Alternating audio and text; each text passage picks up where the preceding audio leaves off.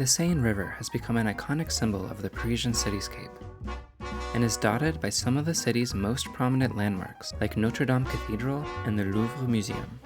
But it's far from the only body of water in the metropolis.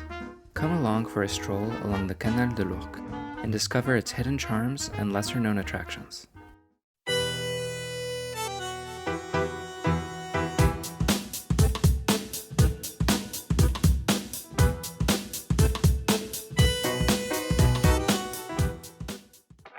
While the Canal Saint-Martin has become a hip and trendy playground for chic Parisians, cross the Avenue Jean Jaurès to discover a different vibe.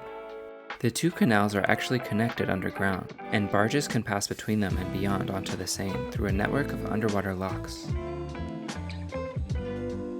Once you pass the Rotonde and arrive at the Bassin de la Villette, you'll discover a festive ambiance, with Parisians enjoying the outdoor terraces, sitting with friends along the canal banks, or taking advantage of summer-only activities like sitting in beach chairs, swimming in designated areas of the canal, or even enjoying a boat ride. These electric riverboats are available to rent through a company called Marin d'Eau Douce. The boats are available in 5 to 11 people configurations, with the cost coming to about €10 per person per hour, with 1 to 6 hour reservations available. For an extra €10, a table can be installed, making the perfect place for an apéritif or a board game. Outside food and drinks is allowed, which made the 11-person boat I tested an ideal atmosphere for a birthday party. No boating license is required, but the driver must abstain from alcohol and respect basic safety rules.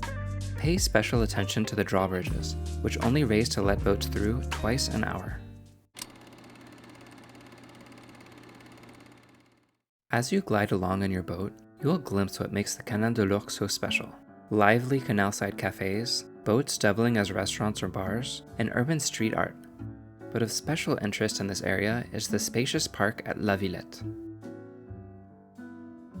This modern park, designed by star architect Bernard Tschumi, is a lovely place to walk around, explore the winding paths and hidden gardens, or simply relax on the grass.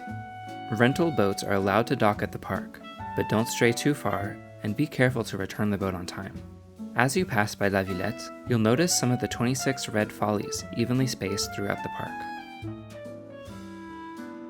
As you continue your boat ride, or your walk along the canal, you'll pass under another bridge before arriving in the bordering city of Pantin.